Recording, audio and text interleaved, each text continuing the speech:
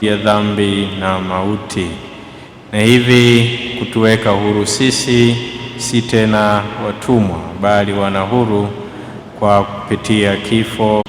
Na hivi sala yetu kubwa iwe ni kumwomba Mungu atujalie katika maadhimisho haya nasi tujaliwe kugeuka kuwa watakatifu, tuwake hamu na tamaa ya kupenda mambo ya mbinguni na tuweke bidii kubwa kuyafikia. Katika adhimisho hili tuendelee kusali pamoja kama wanaparokia kuombea kazi hii ya ujenzi wa hili kanisa. Mungu Mwenyezi endelee kutupa moyo wa ukarimu, moyo wa majitoleo, ushirikiano wa pamoja, tuifanye kazi hii na tuweze kuikamilisha. Nimekosa sana, ndiyo maana namuomba Maria mwenye heri, bikira daima, malaika na watakatifu wote. Nanyi ndugu zangu, niombeeni kwa Bwana Mungu Mwenyezi. Mungu Mwenyezi atuhurumie, atusamehe dhambi zetu na atufikishe kwenye uzima wa milele.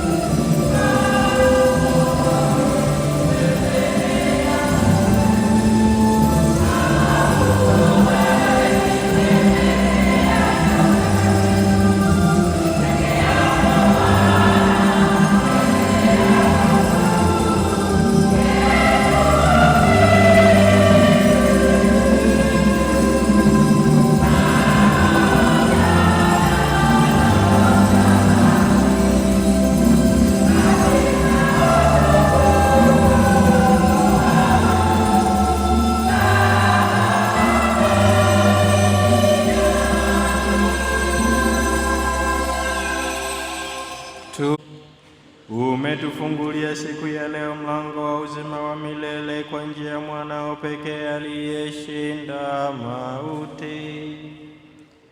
Tunakuomba utujalie sisi tunaadhimisha sherehe ya ufufuko wa Bwana, tupate kufufuka kwenye mwanga wa uzima kwa njia ya kufanywa wapya na Roho wako, kwa njia ya Bwana wetu Yesu Kristo mwanao, anayeishi na kutawala nawe katika umoja wa Roho Mtakatifu, Mungu milele na milele.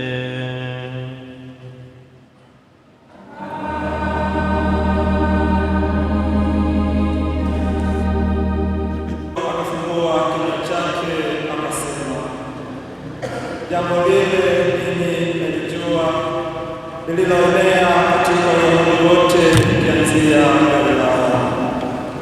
Baada ya ubatizo aliohubiri Yohane habari za Yesu wa Nazareti, jinsi Mungu alivyomtia mafuta kwa Roho Mtakatifu na nguvu, naye akazunguka huko na huko akitenda kazi njema kwenye wote waliolewa na Ibilisi, kwa maana Mungu alikuwa pamoja naye, nasi mashahidi kwa mambo yote aliyotenda katika nchi ya Wayahudi na katika Yerusalemu, ambaye walimuua wakamtundika mtini.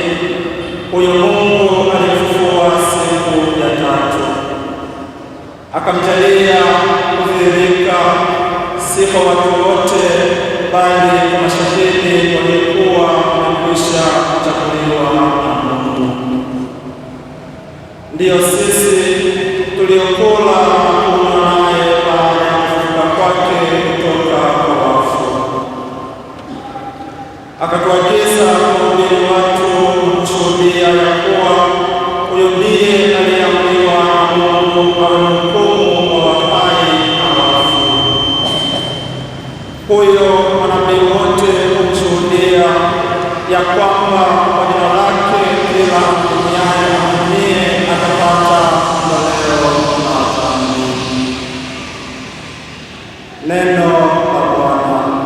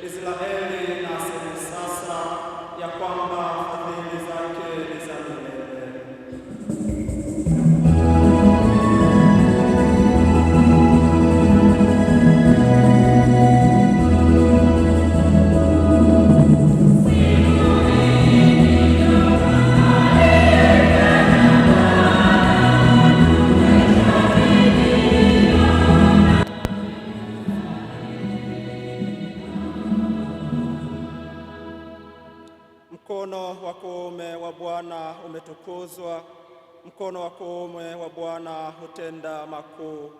Sitakufa bali nitaishi, nami nitasimulia matendo ya Bwana.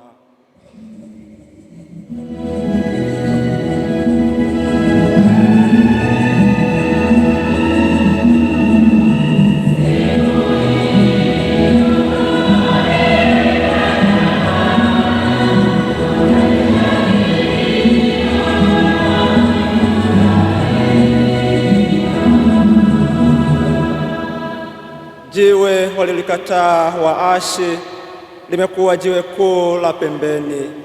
Neno hili limetoka kwa Bwana, nalo ni ajabu machoni petu.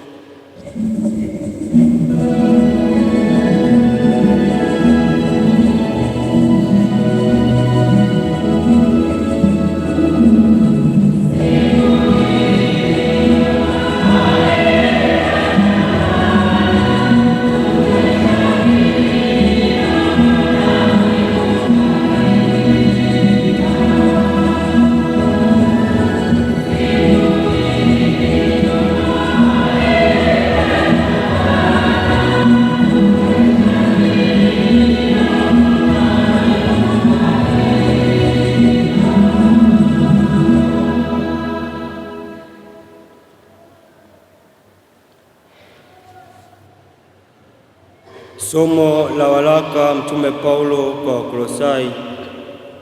Mkiwa mmefufuliwa pamoja na Kristo, yatafuteni yaliyo juu, Kristo aliko ameketi mkono wa kuume wa Mungu. Yafikirini yaliyo juu, siyo yaliyo katika nchi, kwa maana mlikufa na uhai wenu umefichwa pamoja na Kristo katika Mungu. Kristo atakapofunuliwa, aliye uhai wenu, ndipo na nyinyi mtafunuliwa pamoja naye katika utukufu. Neno la Bwana.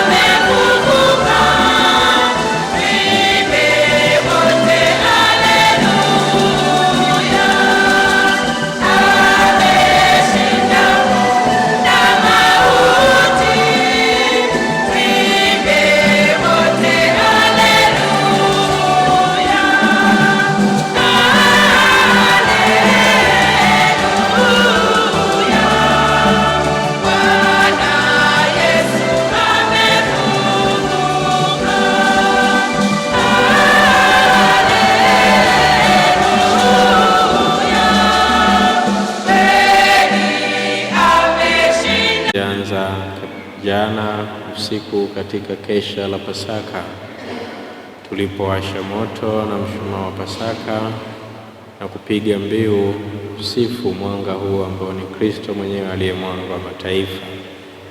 Kisha Kristo mwenyewe kaendelea kutufundisha katika maandiko matakatifu ambayo yalikuwa yanaeleza wema wa Mungu hasa juu ya taifa lake na jinsi ambavyo Mungu amekuwa anamtafuta mwanadamu na kumkomboa, kuendelea kutimiza mpango wake kwa mwanadamu aliyemuumba kwa sura na mfano wake. Kisha tukapata nafasi ya kushiriki adhimisho la ubatizo kwa wakatekumeni waliokuwepo na nafasi kwetu ya kurudia ahadi zetu za ubatizo, kuonyesha ushirika huo tena na Kristo mfufuka. Hatimaye Kristo mwenyewe alijitoa kwa chakula kwetu, akaturisha tena roho zetu kwa komunyo takatifu. Hayo mashangilio hayo na shangwe hizo tunaziendeleza sasa katika Dominika hii, tunapopewa uthibitisho zaidi kwamba kweli Masiha amefufuka. Na uthibitisho ni kaburi lililo wazi ambalo tumeelezwa katika Injili kwamba siku ya kwanza ya juma Maria Magdalena anakwenda alfajiri, tunaambiwa kungali giza bado, anakwenda kaburini. Neno la Kigiriki lililotumika hapa kuelezea ile alfajiri kungali giza bado ni neno proi, ambalo linamaanisha zamu ya 4 ya usiku, kwamba katika mazingira ya ulinzi usiku wenye masaa 12 waliugawa katika zamu 4, na zamu ya 4 ilianza saa 9 mpaka saa 12, ndio zamu ya 4. Kumbe tunapoambiwa Maria Magdalena anaondoka alfajiri kungali giza bado, ni katikati ya hayo masaa, saa 9 usiku mpaka hiyo saa 12, anakwenda kaburini. Kwa nini anakwenda kaburini kwa Yesu? Mambo mawili. Kwanza, kwa sababu alimpenda Yesu, na Yesu hakupata maziko yale tunayoweza kusema ya kawaida, proper burial, ya kwamba andaliwe mwili, uandaliwe, uwekwe vizuri, azikwe. Hapana. Na tukumbuke alisulubiwa siku ambayo walikuwa wanajiandaa kwa ajili ya Pasaka, iliyokuwa inaadhimishwa siku ya Sabato, na hivi hawakuweza siku ya Sabato kwenda kufanya kitu pale kaburini. Kwanza wangetiwa unajisi kusogelea maiti, lakini pili, basi taratibu za Kiyahudi zilikataza siku ya Sabato kufanya kazi. Kwa hiyo hawakupata nafasi siku hiyo. Hilo ni sababu ya kwanza. Na hivi inapokuwa siku ya kwanza ya juma anaamua kwenda. Lakini pili, kwa sababu alimpenda Yesu. Ni sababu nyingine ambayo ndio ya kubwa na ya msingi zaidi. Alimpenda Yesu.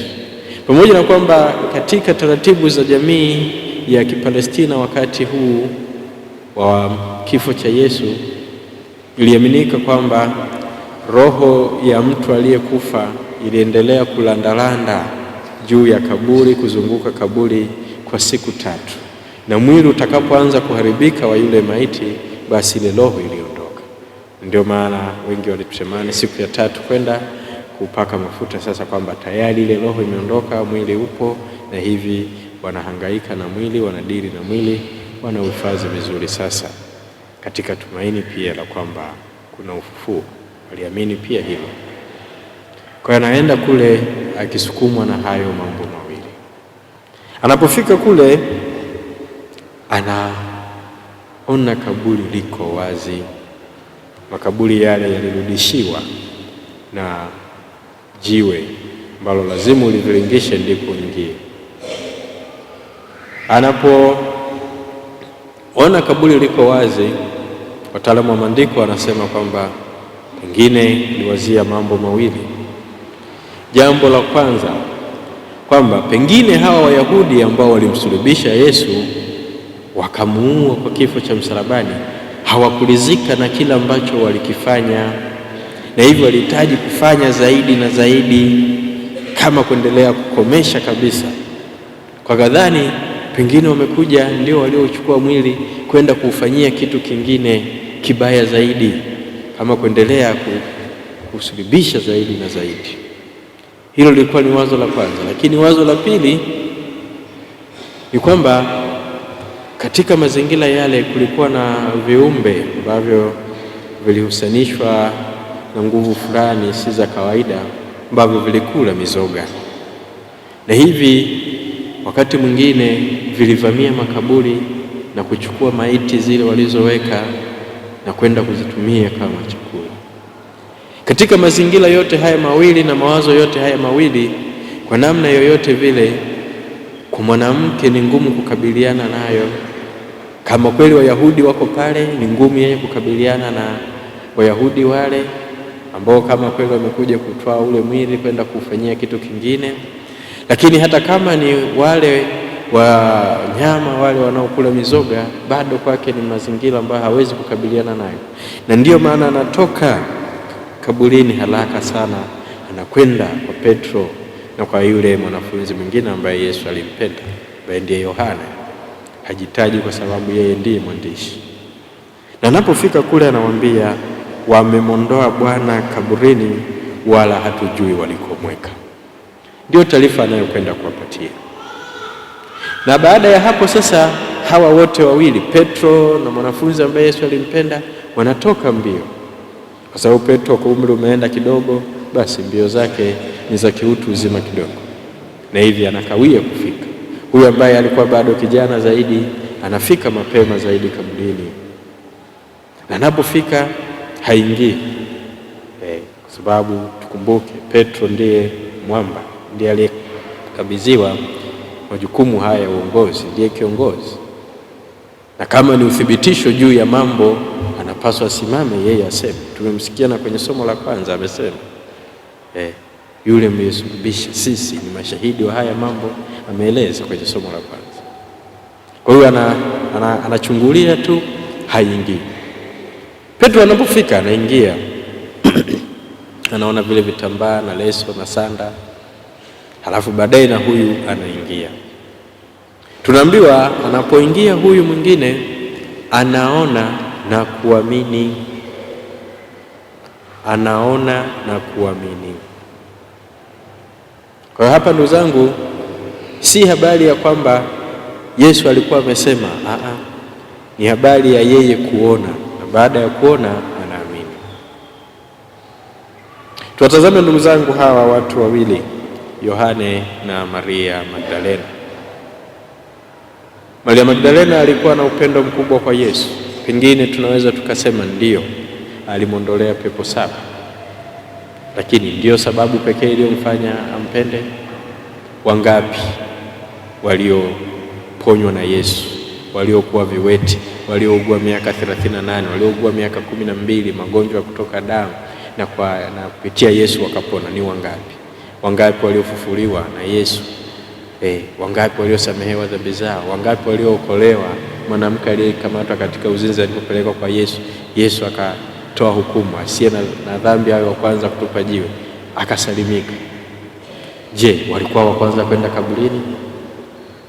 Kwa hiyo hoja ya kuwa pengine kusema labda kwa sababu alikuwa ameondolewa pepo 7 ndio maana alimpenda Yesu, si kweli. Hayo ni ya kwetu kibinadamu. Tunampenda zaidi yule anayetupatia kitu, na yule ambaye tunaona hatupatii chochote cha kutunufaisha, basi upendo wetu kwake unakuwa chini. Lakini kwa Maria Magdalena halikuwa hivyo. Alimpenda Yesu, na hata akajaliwa zawadi hiyo ya kuwa wa kwanza kushuhudia mambo haya ya ufufuko, upendo wake kwa Yesu. Lakini Yohane vile vile alimpenda Yesu, na Yesu alimpenda Yohane, na akamjeria sasa nafasi hiyo ya kuwa wa kwanza kuona na kuamini. Maria Magdalena alijaliwa nafasi hiyo ya kuwa kwanza kushuhudia ufufuko wa Yesu, kwamba Yesu kweli amefufuka. Lakini katika mazingira hayo kaburi liko wazi, hajui. Luka tena anaeleza kabisa, anakaa bustanini analia, anapoitwa ndo anakumbuka. Lakini Yohane yeye anajaliwa nafasi ya kuwa wa kwanza kuona na kuamini. Yote haya yanasukumwa na upendo. Upendo wa Yohane kwa Yesu ndio uliomsukuma hata kuweza kusoma vizuri alama za nyakati.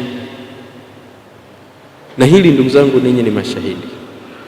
Watu mlioishi pamoja, pengine wanandoa au ndugu, mnapendana kabisa, kuna namna fulani tu ukiona mazingira fulani unaelewa kitu fulani, kwamba hapa alikuwa anamaanisha kitu fulani, hapa anamaanisha kitu fulani. Na sisi tuliolelewa na mama zamani kidogo, kuna jicho moja ulikuwa ukipigwa tu hivi. Kwa mfano umeambiwa ukale na mgeni, ukawa unachukua minofu ukapigwa jicho fulani hivi, yaani haongei lakini jicho linaongea yote aliyotaka kuongea. Unapata hiyo nafasi na hisia hizo za kusoma hata ishara za nyakati. Lakini ndani mwake katika swala hili la kuona na kuamini kwa Yohane na Yesu linachagizwa na upendo uliokuwa kati yao. Na hivi ni mwaliko kwetu ndugu zangu kukuza upendo wetu kwa Yesu aliyetupenda kiasi cha kutufia msalabani, na hivi kufanya sadaka yake isiwe bure.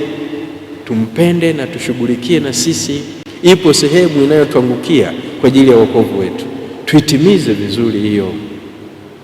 Lakini jambo lingine ndugu zangu, tunaona kwamba Yohane anapoona yale mazingira alipowekwa Yesu, anaiona leso ya kichwani iko pale pale, sanda na vile vitambaa. Kile kitambaa kiko mahali ambapo kilikuwa. Hakuna cha kwamba labda wanyama wamekuja wakamchukua na hivi katika kubeba kitambaa hiki wamekivua, au Wayahudi wamekuja wakaamua kuvua, kwa hiyo vimekaa tenge hivi. Viko katika mpangilio ule ule alivyokuwa amefungwa Yesu wakati anazikwa. Na hivi anapata ile picha ya kwamba huu mwili ni kama umeyeyuka ukatoka kwenye vile vitambaa, ndio maana vimebaki vile vile vilivyo. Na hapo anahusanisha sasa,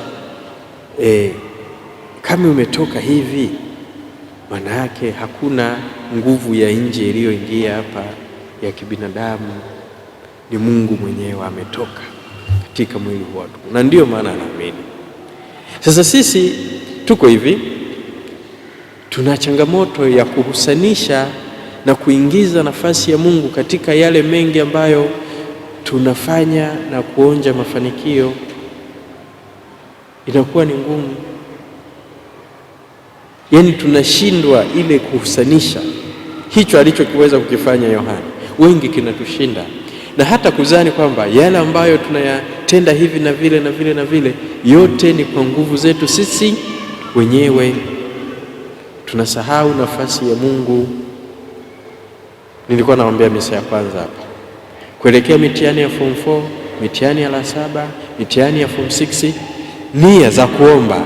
Ombea wanafunzi wafaulu vizuri, tunaombea afya njema kipindi chote cha mitihani, tunaombea wasiugue, tunaombea hivi. Mpaka naambia ketini kwanza, unasoma nini? Matokeo yakitoka, sikilizeni nia za kushukuru ni ngapi. Maana yake nini? Tulimuomba Mungu, ametenda, lakini baada ya kutendewa hatujaona nafasi ya kile alichokifanya. Katika yale matokeo yanapotoka ya watoto wetu, tunashindwa kuona tena nafasi ya nani? Ya Mungu. Tunarudi kujigamba wenyewe, mwanangu ana akili sana, nilimpeleka shule nzuri, nilijua tu atafaulu. No, si kweli. Kwani nani hana akili? Unless ni mlemavu wa akili, lakini vinginevyo wote tuna nini? Tuna akili. Lakini kwa nini yule amefeli, yule amefaulu? Wapo ambao Mungu anawapa kibali, wanafanya vizuri. Wapo ambao wanafeli kwa sababu ya uzembe wao. Lakini wapo wengine kabisa unaona ndio ile wanakuambia msuli tembo matokeo sisimizi. Kama ni bidii aliweka, nini kilikosekana? Mkono wa Mungu. Kwa Kwa hiyo Yohana atukumbusha kuhusanisha haya matukio na kuona nafasi ya Mungu katika hayo anayoyafanya.